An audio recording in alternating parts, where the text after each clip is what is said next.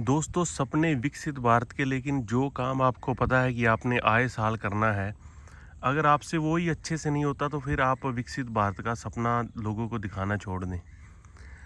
कल NH 44 हरियाणा में शाहबाद के पास किसानों ने एक जाम लगाया था और उस जाम के पीछे का जो कारण है वो किसानों को तो पता है, लेकिन जो आम लोग हैं, जो कई बार उनके मन में ये धारणा होती है कि क्यों लोगों को परेशान किया, उनको मैं इस वीडियो में बताता हूँ कि किसानों ने जाम क्यों लगाया और इसके पीछे सरकार का क्या फेलियर था और किसानों में ये इतना रोष और गुस्सा का कारण क्या था। कल जो एक जाम लगाया किसानों ने अपनी मांगों को लेकर, वो ये था कि जो किसानों की जब फसल पकती है उसमें दो वैरायटी होती हैं, एक होती है बारीक और एक होती है जो आप मोटी जीरी उसको बोलते हैं, PR हाइब्रिड, और PR इसमें वैरायटी आती है। तो इसको जो किसान की जो ये फसल है, इसको सरकार पोर्टल के माध्यम से खरीदती है और सरकार ने ये घोषणा की कि इसको हम 22 सितंबर को खरीदनी शुरू करेंगे। और जब सरकार ने ये घोषणा कर दी तो किसान अपनी फसल को लेकर जब 22 सितंबर को जाते हैं तो वहाँ पर वो उनको पता चलता है कि जो पोर्टल पर उनकी एक हर एकड़ की जैसे 30 क्विंटल लिमिट है, वो आती है हर किसान की पर एकड़ के हिसाब से। तो जब उन्होंने वो देखा तो वहाँ पर उनकी किसी की कोई मतलब कि वहाँ पर डॉक्यूमेंट्स पूरे नहीं हैं। किसके द्वारा? सरकार द्वारा, जो उन्होंने पोर्टल पर किसानों के करने थे। उसके बाद जो सेलर हैं, जो ये खरीदी करते हैं, सरकार के बीच में जो टेंडर देती है इनको सेलर वालों को और उससे बाद में उनसे जो चावल लेती है, तो उन्होंने फिर स्ट्राइक कर दी।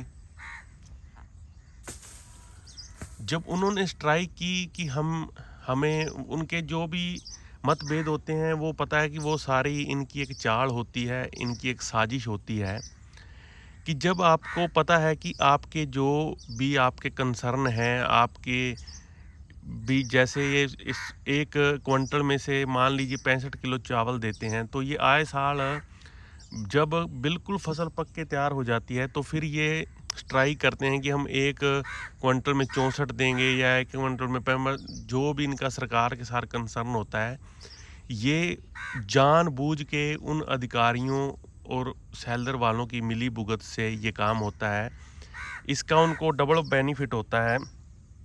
वो कैसे? ये कैसे? एक बड़ी साजिश है। जब आपको पता है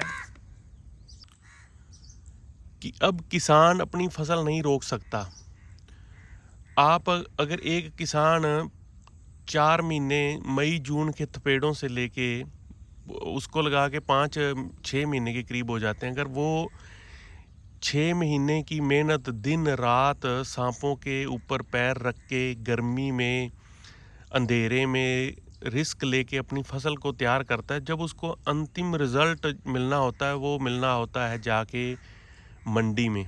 और अगर मंडी में उसकी फसल जब जाती है वो पड़ी होती है और ऊपर से हो जाती है स्ट्राइक। और स्ट्राइक के कई फेज़ होते हैं। जैसे पहला हो गया सेलर वालों का। सेलर वालों ने क्या किया, वो जो मैंने अभी बताया कि हमें इतनी मॉइस्चर, इतना क्वालिटी चाहिए, इतना हमें उसमें से चाहिए, 100 बहाने होते हैं। वो 2-3 बार वो करते हैं वो स्ट्राइक। उसके बाद बारदाना, 1-2 दिन बारदाना नहीं आया, उसकी वजह से पड़ा रहा। 2-3 दिन माल उठाया नहीं, उसकी वजह से पड़ा रहा। कभी ये जो मतलब कि मजदूर होते हैं ये स्ट्राइक करते हैं। तो इसका इम्पैक्ट क्या पड़ता है? जो किसान होता है वो हो जाता है फ्रस्ट्रेटेड।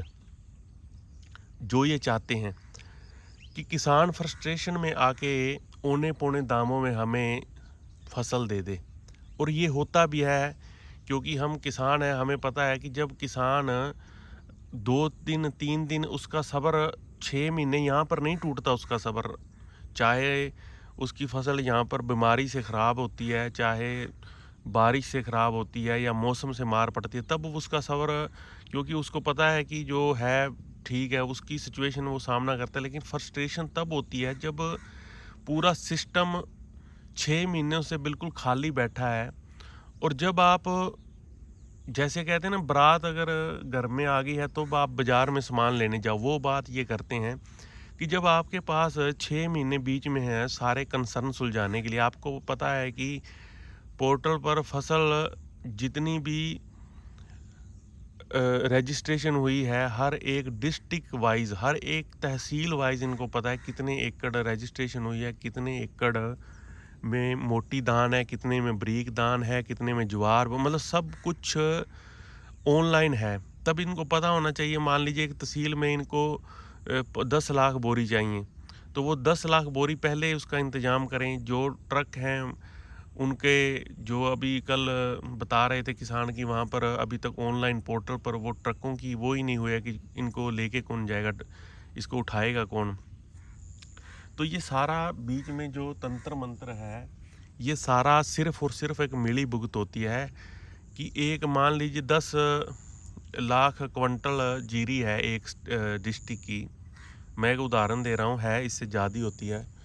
10 लाख क्विंटल जीरी को अगर आप 200 रुपये का कट मार दो, यानी कि किसान को इतना फ्रस्ट्रेशन में डाल दो कि वो 200 रुपये सस्ती बेचकर कहे कि मतलब जान छोड़ो, अब इसको बेचो, और वो जो ये चाहते हैं, तो उसको 10 लाख गुना में 200, आप ये हिसाब लगा के देखो कि कितने करोड़ों में ये धांधली होती है। और ये सारा नीचे से लेके ऊपर तक, मंत्री संतरी सीएम सब तक ये पैसा जाता है। तो क्यों वो मतलब किसानों की वो करेंगे। और फिर हमें ये भी गुस्सा चढ़ता है कि किसान हैं भी इसी लायक। क्यों? जब जितनी भी एक मंत्रियों की रैलियां होती हैं, सब में 90% किसान जाते हैं, 90% ये झंडा उठा के जाते हैं इनका।